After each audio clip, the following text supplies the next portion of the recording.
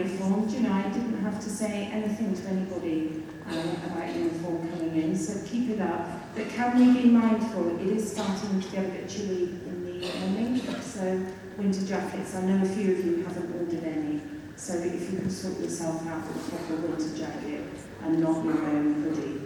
Okay, so delighted to welcome ESS and Biology Assembly this morning. So who's that?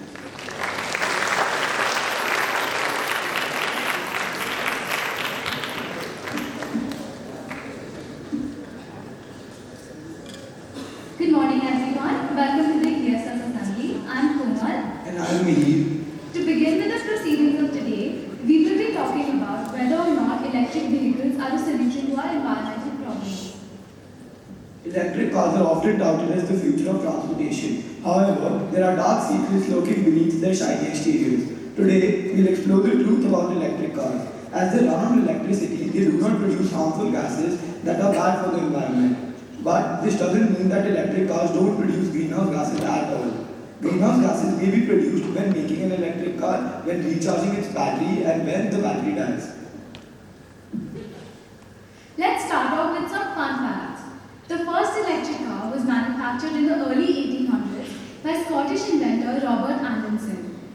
The Tesla Model 3 is Australia's most popular selling electric car. If you buy an average electric vehicle, you spend £6,000 on charging it. In contrast, a petrol car will cost £17,700 to go the same distance over its lifetime, which is £11,700 extra. Moving on to some limitations of electric cars. Firstly, about the battery production. The production of electric car batteries requires a significant amount of energy and resources. This can result in environmental damage and human rights abuses in the mining of minerals such as cobalt and lithium. Secondly, electric vehicle batteries have a limited lifespan and their disposal or recycling can pose challenges.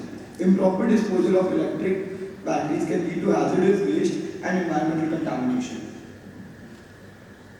Thirdly, electric vehicles are generally heavier than internal combustion engine vehicles due to the weight of the battery. Manufacturing these vehicles requires more energy and raw materials, which can contribute to the environmental degradation. Finally, electric cars require a network of charging stations to be practical for long-distance travel. However, the installation of charging infrastructure can be costly and time-consuming. Additionally, the electricity used to charge these cars may come from non-renewable sources, negating the environmental benefits of electric cars. There are limited range and several safety concerns with respect to electric cars. The limited range of some electric vehicles and the need for recharging can contribute to range anxiety, leading to increased energy consumption and emissions as drivers opt for less emission charging solutions or revert to using conventional vehicles for longer trips. Electric cars have unique safety concerns compared to traditional cars. The high voltage electrical systems can be dangerous in the event of an accident or fire. Electric car batteries may experience reduced efficiency and performance in extreme temperatures, leading to increased energy consumption and potential environmental impact.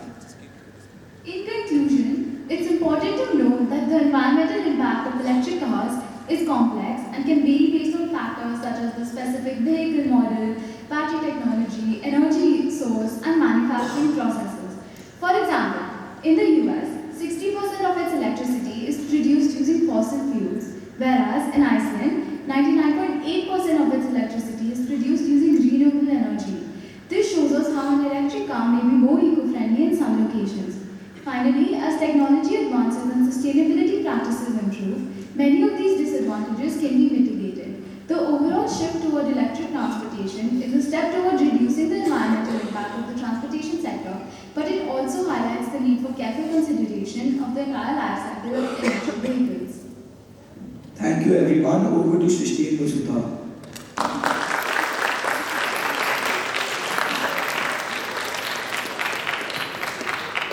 Thank you, Mia and Komal. Good morning to all. Today, let's talk about how elementary task as eating food is destroying our environment. Tossing away uneaten food may appear like a minute damage to the planet when compared to other issues, but the haunting reality is it is just as harmful. When we throw away food, we also throw away the precious resources that went into producing this food. This includes the use of land and natural resources, the social cost to the environment and their biodiversity. Food waste accounts for 1/3 of all human-caused greenhouse gas emissions and generates 8% of greenhouse gases annually. There are two types of food waste. The first is food loss, which refers to the food that we lose at the first stages of its production process. The second is food wastage, which refers to the food that is perfectly fit for human consumption, but it gets discarded for a different reason. Now I would like to tell some shocking facts about the food wastage worldwide. The water used to produce the food wasted could be used by 9 billion people at around 200 liters per person per day. Food loss and waste accounts for about 4.4 gigatons of greenhouse gas emissions annually.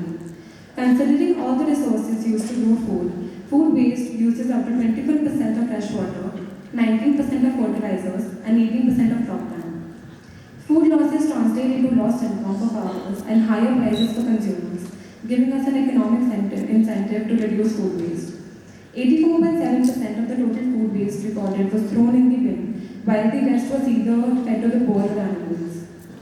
25% of the world's fresh water supply is used to grow food that is never eaten. As with every other current issue posed against the environment, a global effort needs to be achieved to tackle the problem of food waste.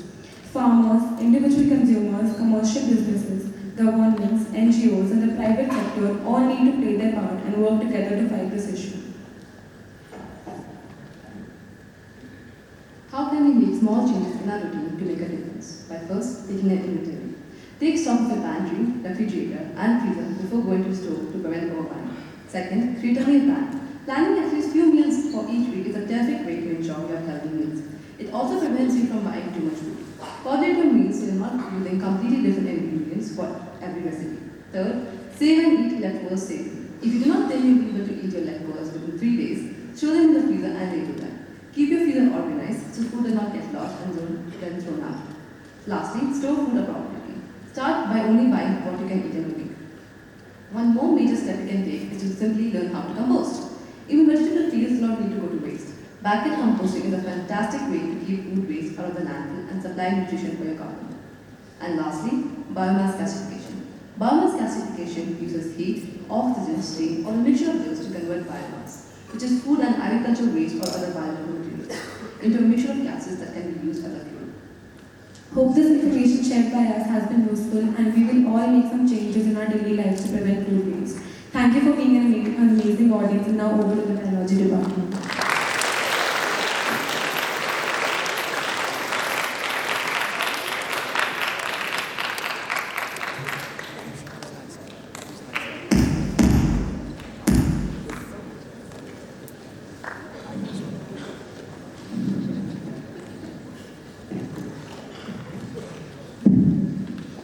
Greetings to one and all present here. Today I, Sahan, and I and Anna are going to be hosting the Biology Assembly. From the Middle East in our morning toast to the curd and sugar our grandparents feed us. From the DNA molecules which determine all our body functions to the innumerable successful vaccinations invented. Biology is everywhere, everything, always. To explore lesser known biological theories, facts, and connections, let us dive right into today's assembly. Have you ever wondered where, when, and how life originated? Of course, the Big Bang Theory began the cycle of life, not the television show, obviously, as it is popularly known. However, scientists around the globe have their own perspectives on this almost mysterious subject. Let us invite 10th graders to enlighten us on how various theories centered around emergence of life on Earth differ from one another. I think the theory of creationism is by far the simplest and easiest to understand. Imagine a celestial artist meticulously crafting each and every intricate detail of our planet and its inhabitants. That is what creationism essentially is. Think of it as the ultimate masterpiece where each and every species and ecosystem has its own unique role to play. I mean, how else can we justify the existence of animals like the platypus or even the oddities of the human body, like our appendix? I think all of this could just be our creator having some fun. So, while science unravels the mysteries, let's appreciate the idea that there's a cosmic Leonardo da Vinci out there that has created our entire universe from scratch. I have another theory for you. It is called called panspermia, a Greek term translated to seeds everywhere. Basically, the first life was created in seeds, which were collided with asteroids, which were embedded in asteroids that collided with the Earth and transferred these seeds of life to our planet. But wait, there's no way these seeds survive in the harsh conditions of outer space. Exactly. So here's a part of my interest. Abiogenesis. Now imagine the world billions of years ago. The planet had a completely different atmosphere and environment. The only thing that existed at the time were water, gases, and some simple molecules. Scientists refer to this mixture of molecules as primordial soup. Over time, the soup cooked up, and the molecules within it interacted with each other, lead to energy sources such as lighting and heat. These interactions between the molecules led to the constant transformation of these molecules, leading to the formation of the first life forms, such as tiny bacteria right here in Earth's kitchen. Exactly. So, abiogenesis is basically the ancient recipe that turned non-living material into the very first few sparks of life. But madam, the RNA is arguably the most important molecule in the soup. Exactly, Aditi. Right you are. However, it is imperative that we dumb it down for these commoners to comprehend the intricacies of how we came to be. You're right, madam. We must all be aware of the structure of the DNA, yes? It is a double-helix structure, as is displayed. Now, the RNA has a similar structure, but it's a single-helix structure. It is a complex messenger and builder that brings together molecules to conduct important functions. Aditi, you're missing something important. Expected more from you. The RNA could replicate itself. There were sometimes glitches in the matrix, but that made it more adaptable to its surrounding environment. Over millions of years, it adapted to form simple and then more complex living structures. Anyways, come on, we have work to do. All these theories are so boring. RNA and seeds of life riff-raff as if that is logical. Think about this, the extraterrestrial life, the existence of aliens and cosmic critters. Imagine life not just being about us humans fighting over the last slice of pizza. No, imagine a cosmic party where aliens are playing hide and seek on Mars. Extremophiles are creatures that survive in extreme conditions on Earth. If they can do it, then there's possibility of life in the unfavorable conditions of outer space. Moreover, let's not forget about the search for extraterrestrial intelligence squad, which monitors electromagnetic radiation for any signs of transmission from civilizations on other planets. To sum it up, we here on planet Earth might not be alone in this big universe after all. What an interesting point of view. Let's give a huge round of applause for the dentist. But honestly, extraterrestrial life. Imagine traveling to Mars to live. Not only Mars, astrobiologists are planning to find the existence of water and thus life on other celestial bodies as well. The astroworld, or outer space, has a budding link with biology. For example, astrobiologists are working hard to find a habitable zone aside from our planet, Earth. Sneha Ganti from Grade 11 is going to brief us on the biological aspect of celestial bodies and spaces.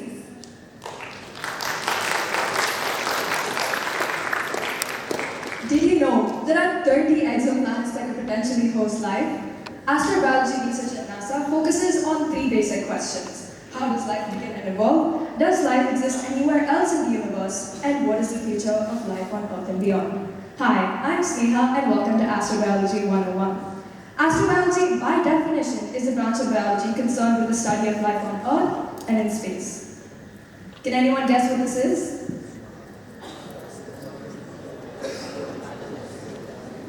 Alright, this is Kepler 186f, one of the only planets apart from Earth that astrobiologists think can host life. This is because of its similar shape to Earth, whereas all other candidates are at least 40% larger, and it's in the habitable zone. This discovery means that there can be potential life outside of Earth. How cool is that?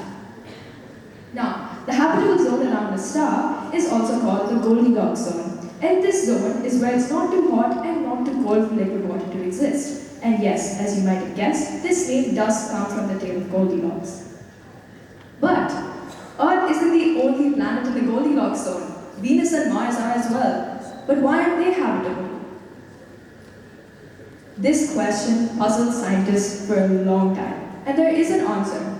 Early in Martian history, the temperature was suitable enough for potential water bodies to exist. However, roughly 3.6 billion years ago, the climate shifted from being habitable to inhabitable when liquid water disappeared from the surface. Recent studies found that it may have been a loss in an important greenhouse gas. However, if there was liquid water, we would probably have interplanetary missions to meet other life forms, and Elon Musk would have a higher chance of actually getting us to go there.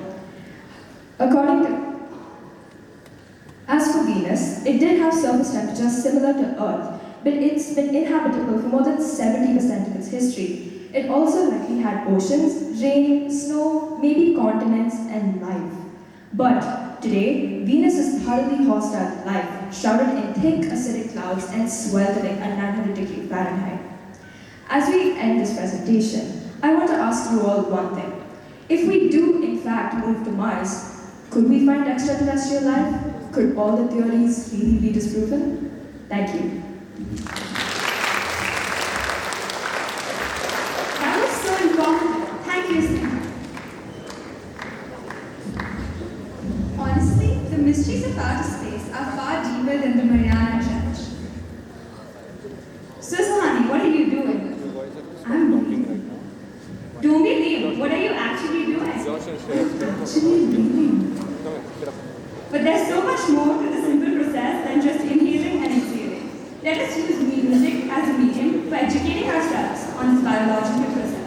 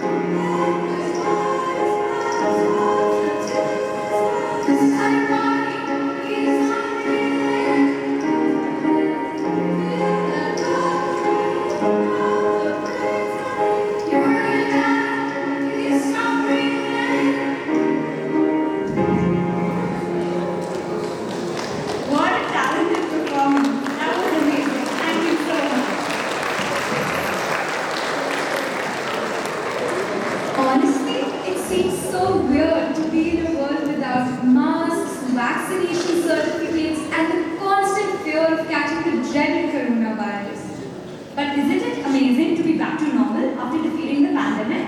Of course, our immunity systems are to thank for it.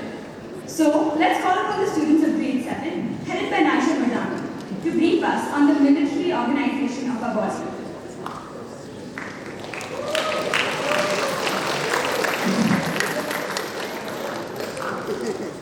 Good morning, everyone. And good morning to our special friend Sam here, who seems to have a really bad morning. Oh no, it seems as though I've got the flu. I was right. Our friend Sam seems to have a problem with his immune system. Let's see how the white blood cells in our body help in protecting him. Oh no, do you hear that?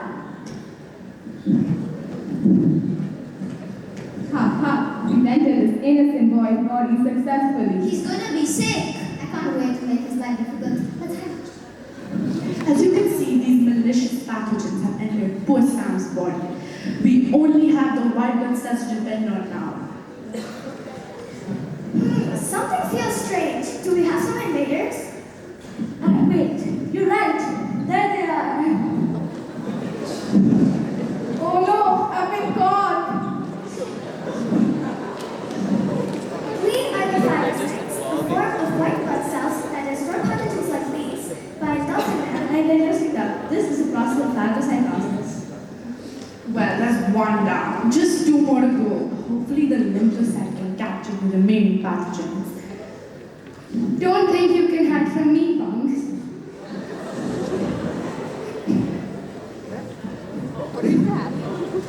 I've got you now, you can't run away from me. Looks like these lymphocytes are releasing antibodies. It's not looking good for these pathogens. Tough day for us white blood cells, huh? Anyway, I'm a lymphocyte, another form of WBCs that releases antibodies that attach to the antigens of these pathogens and destroy them. So you see, technically, we are the heroes of your body, protecting you from these mischievous pathogens.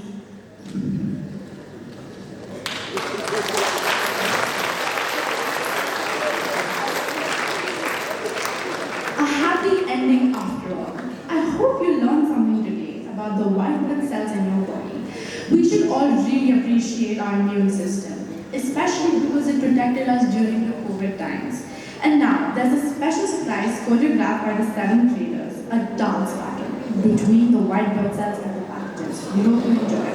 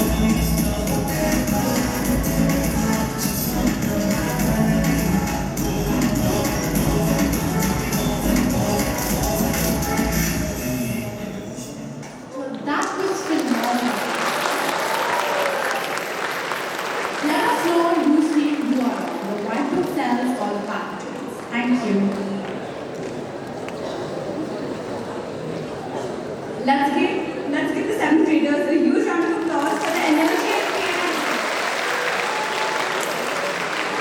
White blood cells are indeed the superheroes of our body. Superheroes remind me of the recent Spider-Man. But how does that correlate to biology? Honestly, with the rapid spur in biotechnology and gene modification, attaining superpowers does not seem intangible. To introduce us to the obscure connection between biology and superhumans, let's call upon Avantika and Spooky.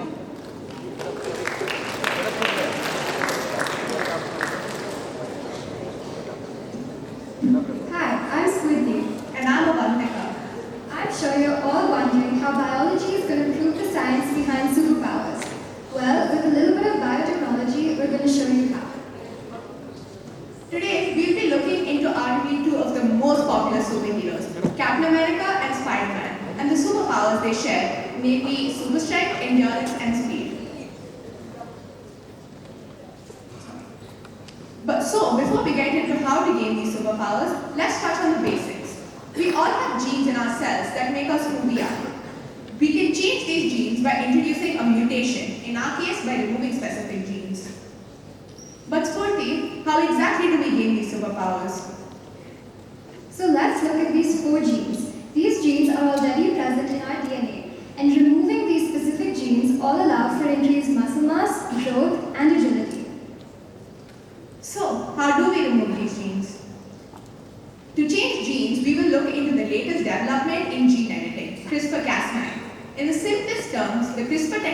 body functions almost like a pair of genetic scissors.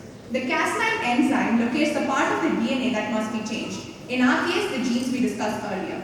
Then it cuts the DNA and the cell notices the damage and goes, hey, that's not right, and then proceeds to repair itself. When it does repair itself, the mutation gets implemented and can finally give us superpowers. Let's take a look at these two mice in an experiment. The rat on the right has all the genes we talked about removed. As you can see, the rat on the right is clearly running faster, showing that this actually does work.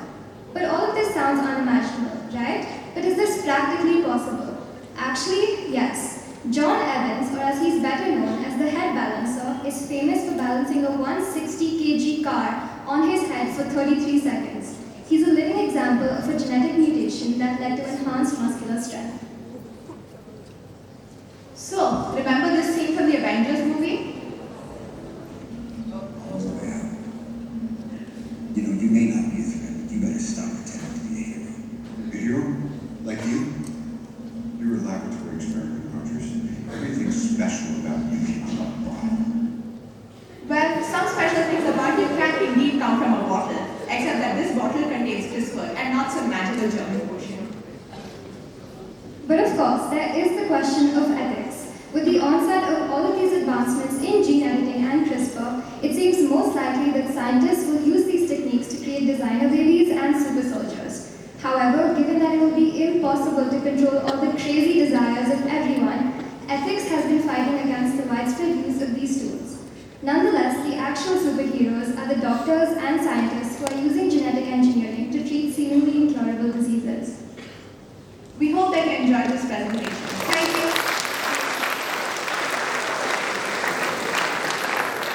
Thank you, Avantika and Spurti. Such a refreshing and valuable perspective on the awe-inspiring uses of biotechnology. After viewing all these presentations, I am sure our curiosities are well fed. Like Anaya said before, biology is the science of life which enables us to exist.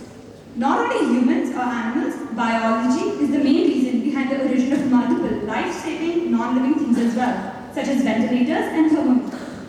We would like to extend our gratitude towards the Biology and ESS department for collaborating with us in executing this week's assembly. We would also like to thank Mr. Jonathan, who worked on the technical aspects of today. We hope you found today's assembly interesting and informative. Thank you for being such a great audience.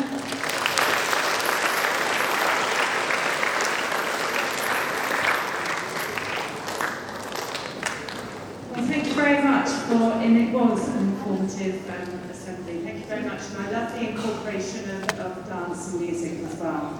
Okay, we haven't got time for sporting awards today, but we'll do all that next week. So, but thank you very much and well done to the cricket team and the hockey team that had wins at the weekend. Very well done in friendly matches.